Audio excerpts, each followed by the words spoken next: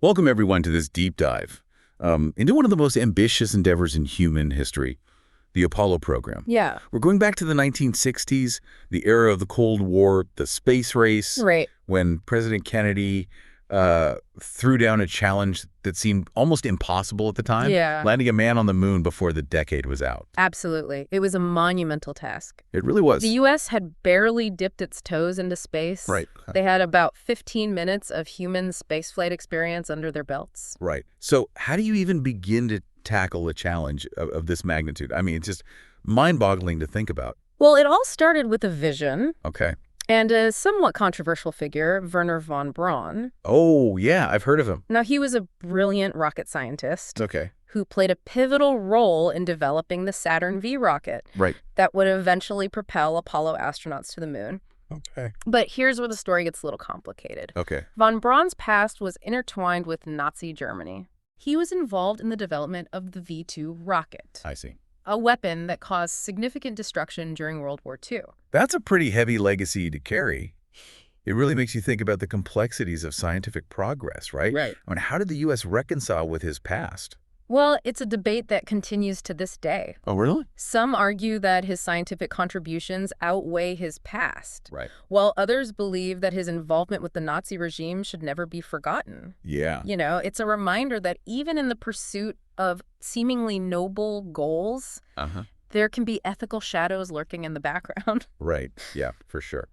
So going back to the technical challenges of the Apollo program, Right. how did they actually plan to get to the moon? So von Braun initially proposed assembling the spacecraft in orbit, piece by piece. Piece by piece.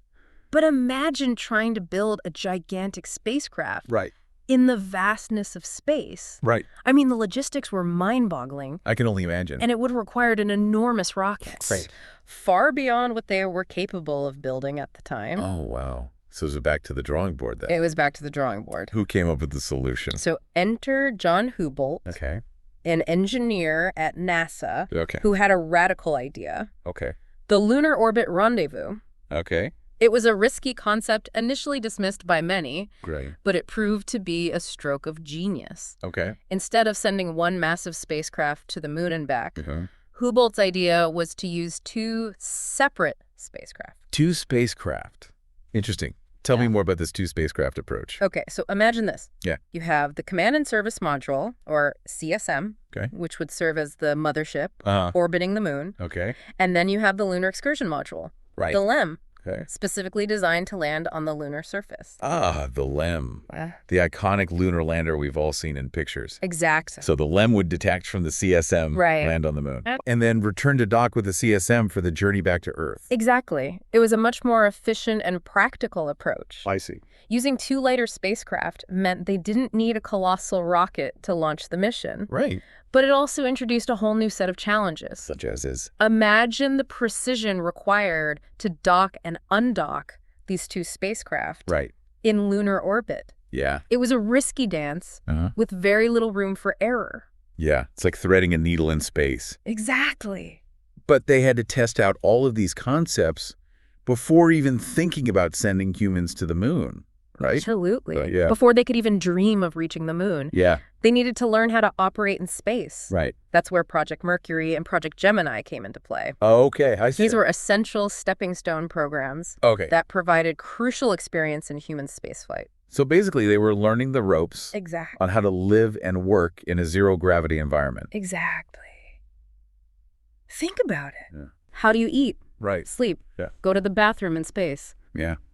All the necessities. These might seem like mundane tasks, Right? but they become incredibly complex when you're floating around in a tiny capsule Yeah. orbiting the Earth. Right. These missions help them figure out the basics of space travel, Okay. paving the way for the much more complex lunar missions. Right.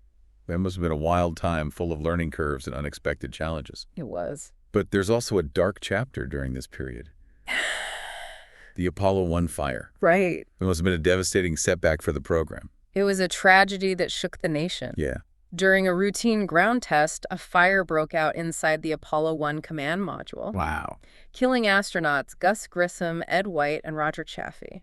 It was a stark reminder of the inherent risks involved with space exploration. Absolutely. I mean, it must have forced NASA to take a really hard look at their safety protocols. They did. It led to a complete redesign of the spacecraft with safety as a top priority. It must have been a very difficult moment for everyone involved, It was. facing such a loss, Yeah. while also trying to keep the program moving forward. How did they recover from this?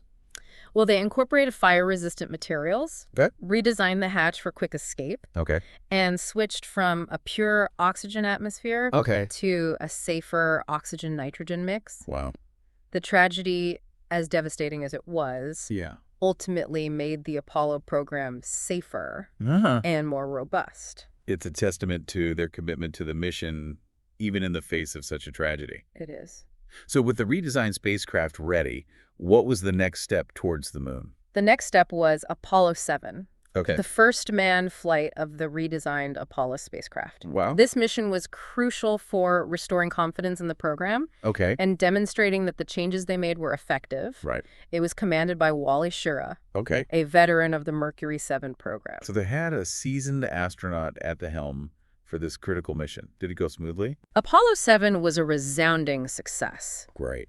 They spent 11 days in Earth orbit meticulously testing all the spacecraft systems and proving that they were ready for the next phase of the program. That must have been a huge relief for everyone involved. Absolutely. A sign that they were back on track after the Apollo 1 setback. But remember, the space race was still on. Right. The Soviets were hot on their heels trying to reach the moon first. What was the next move in this high-stakes competition? Well, the original plan was to test the lunar module in Earth orbit Okay. with Apollo 8. Like- But then intelligence reports suggested that the Soviets might be preparing for a lunar mission of their own. Oh, really? This led to a bold and somewhat risky decision, sending Apollo 8 all the way to the moon. Wow. That's a game changer. They went from testing in Earth orbit to a lunar mission. Talk about a giant leap forward. It was a gamble, but they felt the pressure to stay ahead in the space race. Right. The crew, Frank Borman, Jim Lovell, and Bill Anders, became the first humans to journey to another celestial body. I can't even imagine what that must have been like. Leaving Earth's orbit and venturing into the vastness of space with the moon as their destination. What were some of the highlights of this mission? They orbited the moon 10 times, Okay. capturing stunning images of the lunar surface Wow. and the far side of the moon, which had Okay. never been seen by human eyes before. Right. And as they rounded the moon on Christmas Eve, 1968, Uh-huh. they witnessed a sight that would become etched in history, Earthrise. The iconic Earthrise photo. That image of Earth rising above the lunar horizon is breathtaking. It is. It's like a cosmic perspective shift. Yeah, Seeing our planet as a fragile blue marble in the vastness of space. absolutely. Yeah. That image had a profound impact on the world. Right. It transcended the geopolitical tensions of the Cold War, Yeah. offering a unifying perspective of our shared home planet. Right. In a year marked by turmoil and division, Apollo 8 provided a much-needed moment of awe and wonder. It's amazing how a single image can have such a powerful impact, shifting our perception of ourselves and our place in the universe. But they still hadn't actually landed on the moon. What were the next steps in achieving that ultimate goal? Well, the next two missions were all about testing the lunar module, Okay. the vehicle that would actually land on the moon. Right. Apollo 9 was tasked with testing the LEM, nicknamed Spider, Okay. in Earth orbit. Okay. They had to make sure it could perform all the necessary maneuvers and rendezvous with the command module. Okay. It was a dress rehearsal, but in a much safer environment. I see. So they were ironing out the kinks before the main event. Exactly. And then what? Then came Apollo 10, Okay. which took the LEM even closer to the moon. Right. Testing it in lunar orbit, Yeah. they went through all the steps of a lunar landing, Uh-huh. except for actually touching down on the surface. Right. It was the ultimate dress rehearsal, Wow. proving that the systems were ready for the real deal. Oh. They were on the cusp of history, just a heartbeat away from fulfilling Kennedy's challenge. But they also encountered some unexpected challenges along the way. Right? I've read about these things called mask-ons that cause some concern. That's right. During these lunar missions, Yeah. they discovered these areas of irregular gravity on the moon Really? called mask-ons, Okay. which are caused by dense concentrations of mass beneath the surface. So basically, gravity pockets that could throw off the trajectory of the lunar module during landing. Right. That sounds a little unnerving. It was definitely a concern. Yeah. They had to map out these mask-ons Right. and adjust their landing procedures to account for these gravitational anomalies. I see. It's another example of how each mission revealed new complexities. Right. demanding innovative solutions. It's like they were peeling back layers of the unknown, constantly encountering new challenges and pushing the boundaries of human knowledge. And that brings us to Apollo 11, the mission that would attempt to land humans on the moon for the first time. A culmination of years of effort, groundbreaking technology, and the unwavering determination to achieve the impossible. It was a moment that captivated the world. It really was. And we'll delve into the heart-stopping details of the Apollo 11 mission in the next part of our deep dive. Sounds good. I'm ready for it. Okay, All right, let's do it. let's do it. So we left off on the precipice of a monumental moment. The Apollo 11 mission poised to attempt the first human landing on the moon.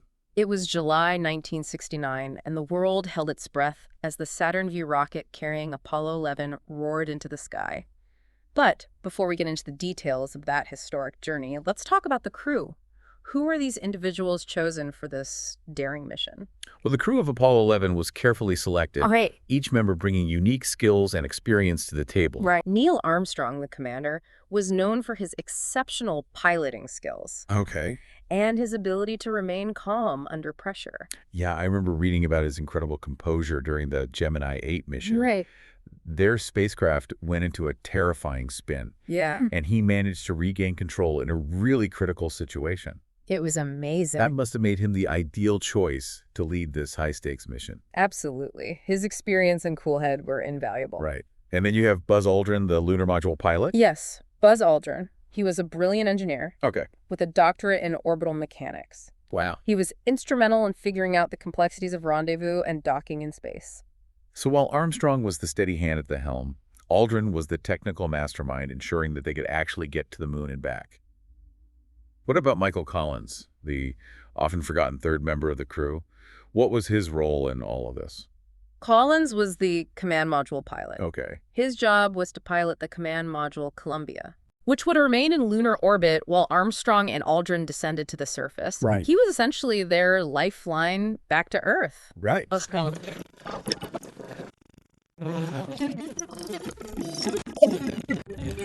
Play.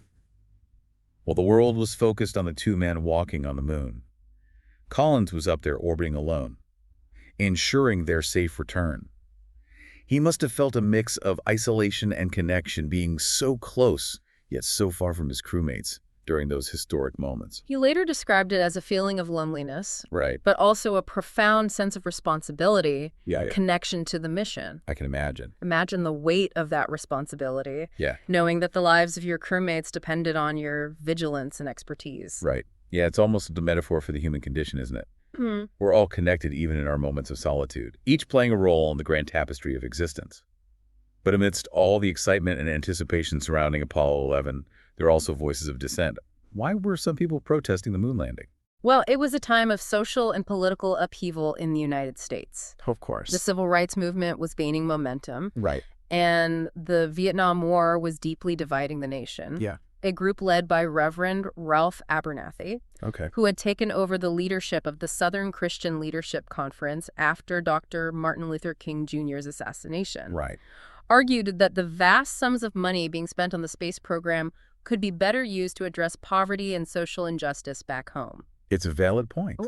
How did NASA respond to these criticisms? NASA Administrator Thomas Paine acknowledged the concerns, Okay. but he also emphasized the importance of scientific exploration Right. and its potential benefits for all humankind. Okay. He argued that the technological advancements from the space program would have spin-offs that would benefit society as a whole. So it was a clash between immediate societal needs and the pursuit of a grand, almost philosophical goal. It's a debate that continues to this day, doesn't it? Oh. How do we balance our ambitions for exploration and scientific progress with the pressing issues facing humanity here on Earth? It's a complex question with no easy answers. Right. But despite the protests, the countdown continued. Yeah. And on July 16, 1969, Apollo 11 blasted off from Cape Kennedy, Wow. carrying the hopes and dreams of a nation, Right. and perhaps of all humankind. It must have been a surreal experience watching that massive rocket rise into the sky, knowing that 3 human beings were on board, venturing into the unknown. What happened during that 4-day journey to the moon? Well, the journey was a mix of anticipation Yeah. and meticulous preparation. Okay. The crew conducted system checks, Okay. navigated their trajectory, Right. and prepared for the most crucial part of the mission, Yeah. the lunar landing. I can only imagine the tension building as they approached the moon. They were so close to achieving what had once seemed like an impossible dream. On July 20th, Armstrong and Aldrin climbed into the lunar module Eagle and began their descent toward the lunar surface. This was it. The moment of truth. Wow. What was the atmosphere like back in mission control? Back in Houston, the tension was palpable. I bet. Flight controllers monitored every system, every blip on their screens, Yeah. their faces reflecting the immense weight of the moment. Right. And then during the descent, an alarm sounded in the lunar module 1202. An alarm. That doesn't sound good. What did it mean? The alarm indicated that the guidance computer was overloaded. Oh, no. It was trying to do too many tasks at once. I So for a know. few heart-stopping moments, it seemed like the mission might have to be aborted. They were so close to landing, and suddenly everything was in jeopardy. What happened next? Who made the call to continue? A young guidance officer named Steve Bales was responsible for analyzing the situation. Okay. He had mere seconds to make a decision. Wow. If he called for an abort years of work and billions of dollars would be lost. But if he was wrong, the crew's lives would be at risk. That's an incredible amount of pressure to put on a young engineer's shoulders. What did he decide? Bales made a gutsy call. Okay. He realized that the alarm was intermittent, Mhm. meaning the computer was still functioning. Okay. He gave the go-ahead to continue the descent. Oh. It was a gamble that paid off, Yeah. but it shows the level of expertise and quick thinking required in mission control. Absolutely. It's amazing how a single individual's decision can have such a profound impact on history. But the challenges weren't over yet, were they? I recall reading about how they overshot their intended landing site. That's right. As they got closer to the surface, they realized they were heading toward a crater filled with boulders. Oh, no. It was a dangerous landing zone, Right. with fuel running low. Oh, wow. Armstrong had to take manual control of the lunar module. So the fate of the mission rested on Armstrong's piloting skills in those final moments. What a nerve-wracking situation. Did he manage to land safely? With incredible skill and precision, Armstrong maneuvered the Eagle, avoiding the crater and finding a smoother spot to land. Wow. And then those immortal words crackled over the radio. "Tranquility Base here, the Eagle has landed." Chills. Just hearing those words evokes such a powerful feeling, the culmination of a decade of effort, a moment that changed history forever. It's hard to grasp the significance of that accomplishment. Right. What happened next? For several hours, Armstrong and Aldrin prepped for their moonwalk, Okay. checking systems and going over procedures. Right. And then on July 20th, 1969, at 10:56 p.m. Eastern Daylight Time, Okay. Neil Armstrong stepped onto the lunar surface, uttering the phrase that would be etched in history. That's one small step for mankind, one giant leap for mankind. It's a quote that's been repeated countless times, yet it never loses its power. Yeah. What did they do during their time on the moon? They spent about 12 hours outside the lunar module, Oh. planting the American flag, Right. collecting lunar samples, Okay. setting up scientific experiments, and taking photographs that would become iconic representations of human achievement. Imagine the feeling of walking on the moon looking back at Earth, a tiny blue dot in the vastness of space. It must have been a profound, life-altering experience. It was a moment that redefined our understanding of our place in the universe. And then it was time to return home. Right. They lifted off in the ascent stage of the lunar module, Okay. leaving the descent stage behind, Right. and rejoined Collins in the command module. Their journey back to Earth must have been filled with a mixture of release exhilaration and probably a bit of exhaustion. Were they greeted as heroes upon their return? They were. The Apollo 11 crew became global icons, symbols of human ingenuity, courage, and the relentless pursuit of the impossible. But the Apollo program didn't end there. There were more missions to come, each with its own set of challenges and triumphs. It's incredible to think that this was just the beginning. They had achieved the seemingly impossible, landed on the moon, and returned safely. But the story of Apollo, with all of its twists and turns and unexpected challenges, continues. And in the final part of our deep dive, we'll explore the missions that followed the lessons they learned and the legacy of the Apollo program that continues to inspire us today. Welcome back to our deep dive into the Apollo program. We witnessed that incredible journey of Apollo 11, the mission that fulfilled President Kennedy's challenge and landed the first humans on the moon. But the story doesn't end there. There were still many chapters to be written in this remarkable saga of exploration. You got it. The Apollo program continued pushing the boundaries of lunar exploration and making groundbreaking scientific discoveries along the way. Each subsequent mission had its own unique objectives, challenges, and triumphs. So what came next after Apollo 11? What was the focus of the next mission? Well, Apollo 12 aimed to demonstrate the ability to make a pinpoint landing on the moon. Their target was a specific location near the Surveyor 3 probe, which had landed on the moon a few years earlier. So it was all about precision this time around. Yep. They wanted to prove they could land exactly where they intended to. Did they pull it off? Their mission started off with a bang. Oh, literally. Yeah. During launch, the Saturn V rocket was struck by lightning. Not once, but twice. Whoa, that's a bit unnerving. Can you imagine being on board that rocket? Seeing lightning bolts flashing around you? What happened? Did they have to abort the mission? It was a tense moment with warning lights going off all over the place. But a quick-thinking flight controller named John Aaron recognized the problem Right. and came up with a solution. Yeah. What was it? He instructed the crew to switch to a backup electrical system. Okay. And incredibly, they were able to continue the mission. Talk about a close call.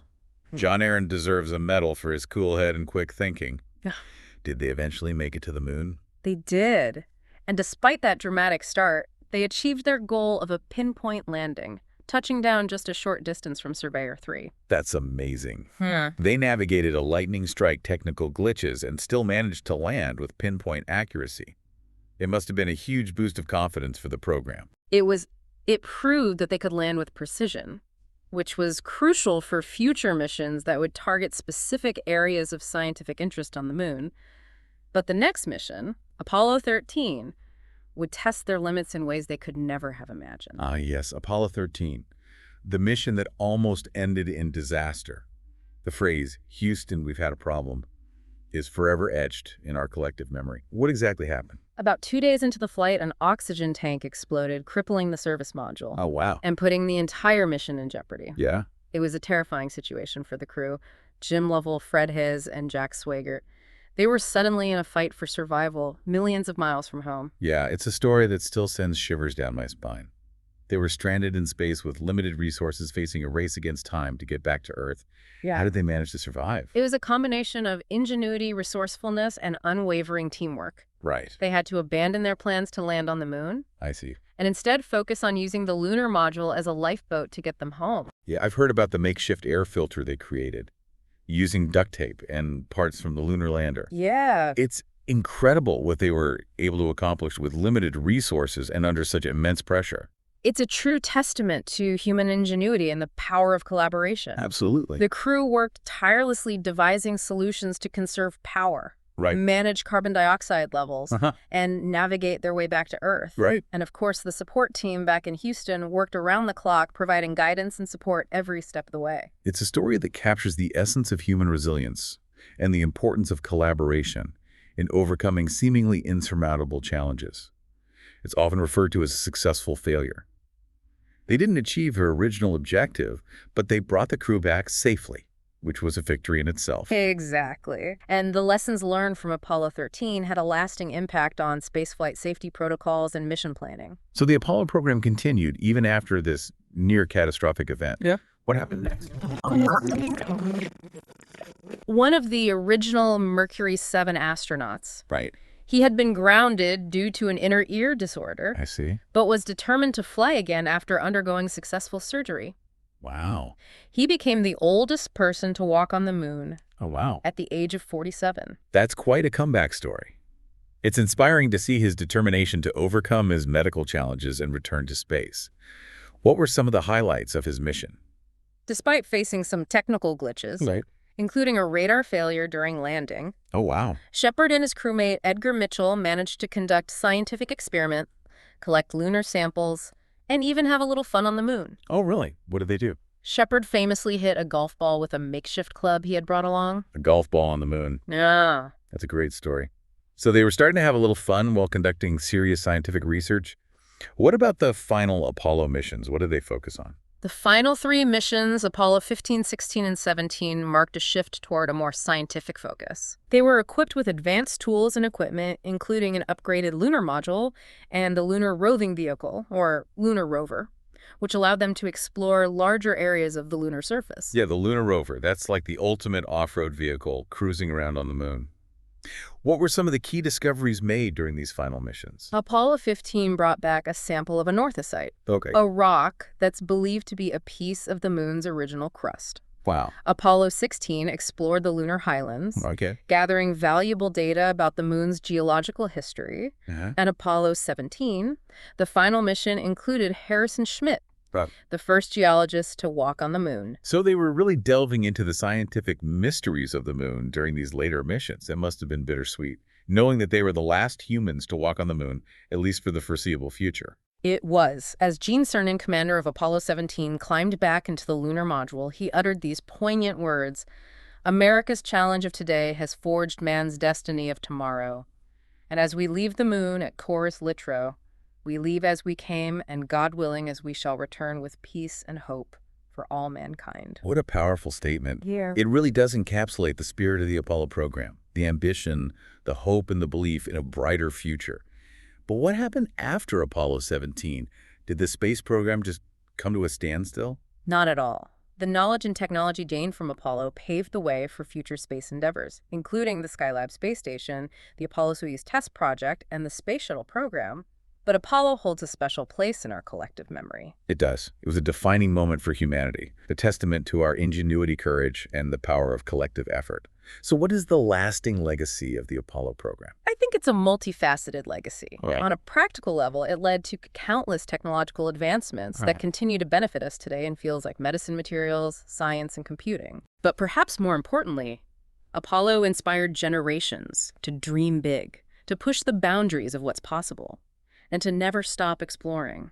Yeah, it's a reminder that even in times of turmoil and uncertainty, we're capable of achieving extraordinary things when we set our minds to it. Absolutely. It's a story of human ambition, ingenuity, and the enduring spirit of exploration. As we venture further into space, the lessons learned from Apollo continue to guide us. We haven't reached the final frontier. We're just getting started. That's a great way to put it. Well, thanks for joining us on this incredible deep dive into the Apollo program. It's been a truly inspiring journey. It was my pleasure. And who knows, maybe one day we'll be having a deep dive into the missions that return humans to the moon and beyond. Yeah, here's to the next giant leap. I'll drink to that. Thanks for listening, everybody.